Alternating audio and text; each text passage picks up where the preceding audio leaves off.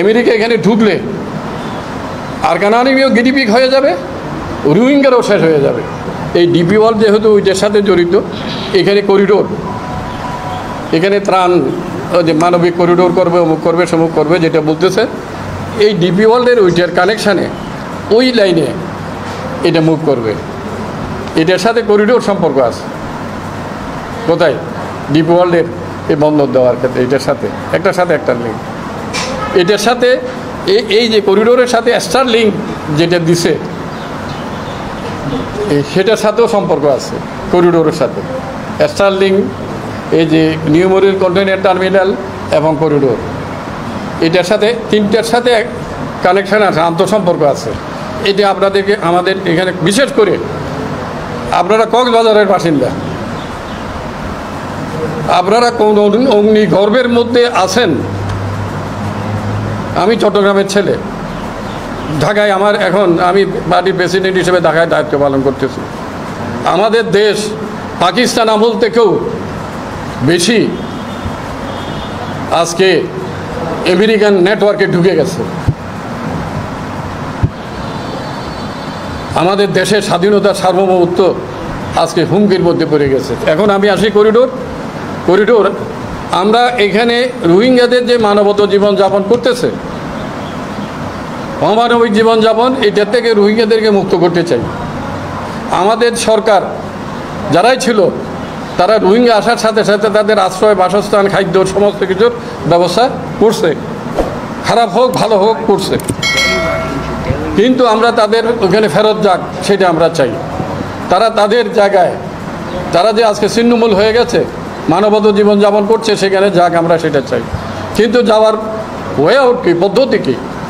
Corridor no. কেননা আপনি বার্মাকে পাশ কাটিয়ে, যদিও সে জান্তা সরকার, গণবিরোধী সরকার বার্মাতে আছে, তার বিরুদ্ধে সেখানে বিভিন্ন জাতিগোষ্ঠী লড়াই করতেছে তাদের আত্মনিয়ন্ত্রণের অধিকার জন্য। ওই তাদের যে মানবিক লড়াই, তাদের আত্মনিয়ন্ত্রণ, সেইটার পক্ষে আমাদের পার্টি, আমরা আমাদের বিশ্ব দৃষ্টিভঙ্গি থেকে আমরা মনে করি ওদের ওই লড়াইয়ের জাস্টিফিকেশান আছে তাদের জান্তার বিরুদ্ধে। কিন্তু দুইটা এক দেশে সরকার, জান্তা সরকার তো এখনও ক্ষমতায়, তাকে পাশ কাটিয়ে আপনি যদি করিডোর দিতে চান, হ্যাঁ, তাহলে তো আমাদের দেশ একটা যুদ্ধের মধ্যে ঢুকে যাবে আমাদের দেশ। তাকে পাশ কাটিয়ে এটা যদি করতে চান, তাহলে এখানে করতে হবে কি? এখানে তো আরও সমস্যা আছে। ভারতের এখানে আপনারা দেখেন ওই যে কুকি চিন বাহিনী একটা হয়েছে। কোথায়? কুকি চিন, তারপরে এদিকে হলো যে ওই কি বলে যে নাগাল্যান্ড, আর এদিকে মণিপুর। এরা জাতিগোষ্ঠীগত দিক থেকে ওরা সেম। ওখানে একটা লড়াই হচ্ছে, টার্মোইল হচ্ছে, সেটা আমরা দেখছি। এই জায়গাটা আছে।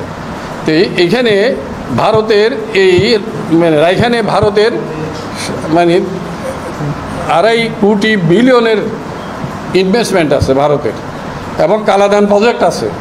সেখানে 300 কিলোমিটার রোড হচ্ছে। তাদের একটা বন্দরও সেখানে গড়ে তোলার তারা চেষ্টা করছে। চীনের ইনভেস্টমেন্ট, 5 লাইন আছে, তেল লাইন আছে। চীনের সেখানে ওই যে বন্দরে ওখানে তাদের নৌফ্লিট আছে, এবং তাদের ইন্ডাস্ট্রিয়াল একটা প্রজেক্ট সেখানে আছে। এখন 5 কিলোমিটারের মধ্যে আরকানানি ওখানে অবস্থান করতেছে, আজকের পত্রিকা আমি দেখলাম। তাহলে চীনের তো এখানে, যেহেতু বার্মার সাথে চীনের ভূখণ্ড জড়িত, বার্মার সাথে বাংলাদেশের ভূখণ্ড জড়িত, বার্মার সাথে এই ভারতের ভূখণ্ড জড়িত, তাহলে আমাদের দেশের জিওপলিটিক্সে আমরা সবাই এখানে ক্ষতিগ্রস্ত হচ্ছে। তাহলে এখানে ওরাতে ভারতও এইটা করিডোর চাচ্ছে না, আমরা যদ্দূর জানি। চীনও চায় না, বার্মা তো চায় না। তাহলে এগুলো সব মিলে এদেরকে বাইপাস করে এখানে আমেরিকার স্বার্থ কী? আমেরিকা তো এখানে ভূমির দিক থেকে সে এখানে সম্পর্কিত না। তার সাথে হলে ইন্দো প্যাসিফিক, তার স্ট্র্যাটেজি আছে যে চীনকে ঘেরাও করতে হবে। আপনি ওই যে সিঙ্গাপুরে কিছুদিন আগে মিটিং একটা হয়ে গেছে, সিঙ্গাপুর 5 স্টার হোটেল সাংরিলাতে, সেখানে আমাদের মানে হাই নিরাপত্তা উপদেষ্টা সেই হলির সেখানে আমাদের সেখানে আর্মিদের বৈঠক হয়েছে, সেখানে আর্মির কোনো রিপ্রেজেন্টেটিভ যায় না, কিন্তু হলির সাহেব সেখানে ছিল। ওইখানে কাতারের সাথে সম্পর্কিত হচ্ছে, কাতারে একটা বৈঠক হয়েছে, সেখানে জামাতের আমিরও গিয়েছিলেন, আপনারা দেখছেন পত্রিকাতে, এগুলো গেছেন। তাহলে এই জায়গাটা এখন আবার প্রধান উপদেষ্টা বলতেছে আমরা তো করিডোর দিতে চাই না, ওরা মিথ্যা কথা বলতেছে। আরে আপনার উপদেষ্টা, পররাষ্ট্র উপদেষ্টা বলছে নীতিগত সিদ্ধান্ত হয়েছে। আপনি বলছেন যে খলিল সাহেব বলছেন যে আমাদের বর্ডারে যারা আছে তাদের সাথে আমাদের এঙ্গেজমেন্ট হবে, আরকান আর্মি, ওদের সাথে আমরা কথা বলবো। কে কী বলছে তার কোনো বিষয় নেই, এগুলো বলছে না। আপনার সাংবাদিকরা জানেন না, সব জানছেন। এখন এটা সমস্ত জাতিকে মিথ্যাবাদী বানাইয়া সমস্ত জাতি মিথ্যা কথা বলতেছে, ওনার উপদেষ্টাও মিথ্যা কথা বলতেছে, উনি সত্য কথা বলতেছে। এইটা কি, এই জায়গাটা আমরা সেটা দেখছি।